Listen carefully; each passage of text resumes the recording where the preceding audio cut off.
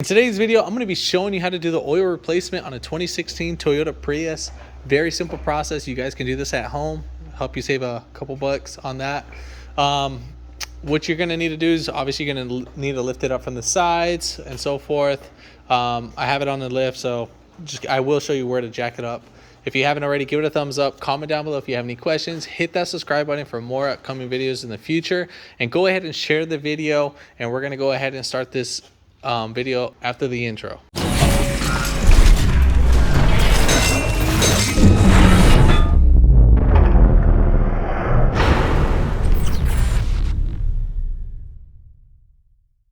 All right, so jacking up points, what we are going to do coming up from the driver's side wheel, you can jack it up from right here. Do not use the pinch welds to jack up, but I mean, if you have to, then you got to.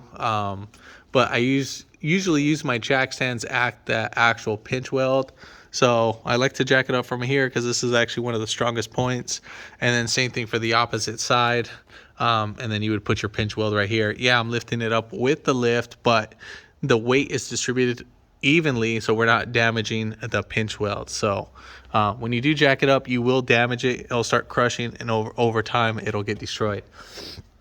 All right, so now getting back, so we got 1, 2, 3 10 millimeters that we're gonna go ahead and take off. So when taking it off, the rear is gonna, or the front is gonna come down, and then you're just gonna kind of slide it right up on out. All right, so what I like to do is I like to take out the oil filter.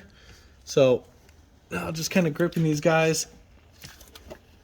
Now, if it doesn't want to come off, what you can do is get some pliers. So I'm just gonna grab these guys right here. And then it is counterclockwise or lefty-loosey.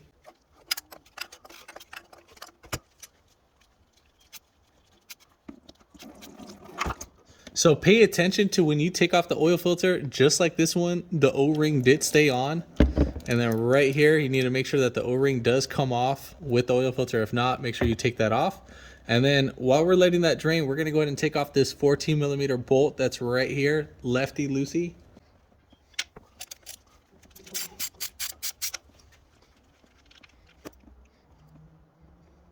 So we're gonna let that drain out, and then we'll get back to the video. All right, so next what you're gonna go ahead and do is you're gonna get some oil and then lube up your O-ring. All right. And then the filter that I'm using is a 4967 oil filter. Now, just depending on what manufacturer you use, that all depends on the oil filter. But we're using a little STP. And then I'm going to put on the drain plug too right now, just because I'm going to move the container. I want nothing spilling.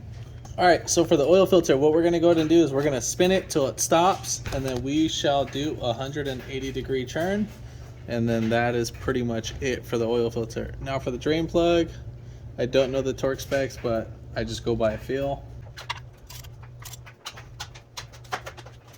All right, so next thing what we're gonna go ahead and do is we're gonna put back on our splash shield. So get this guy going.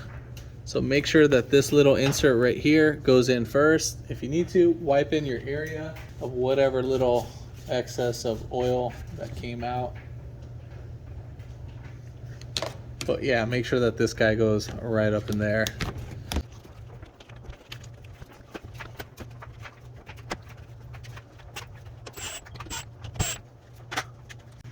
All right, so what we're gonna go ahead and do is we're gonna go ahead and take off our oil cap. Go ahead and spin this lefty-loosey. Now the oil weight that we do need is 0W20, full synthetic. So then from there, we'll go ahead and add in our oil. And then I usually wanna say probably about like start from 4 quarts and then, you know, kind of start it and then top off as needed. So that's what I would say on that. So I usually have these jug containers and just kind of have them, I fill them up to 5 quarts, and then from there I go.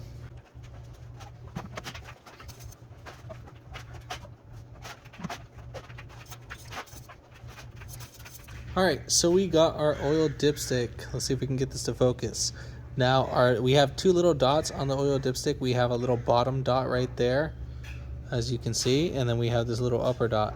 This bottom one at the end of the dipstick is the low line, and then right up here is the full. So you could have it anywhere in the middle. I have it all the way filled right up here to this dot. It's just kind of hard to see. And then there's no oil in the filter, but once I start the vehicle, it'll fill up the filter and it'll kind of bring it down a little bit. Sometimes it'll be almost up to half a quart. So we're gonna go in the vehicle and then we are gonna go ahead and start it.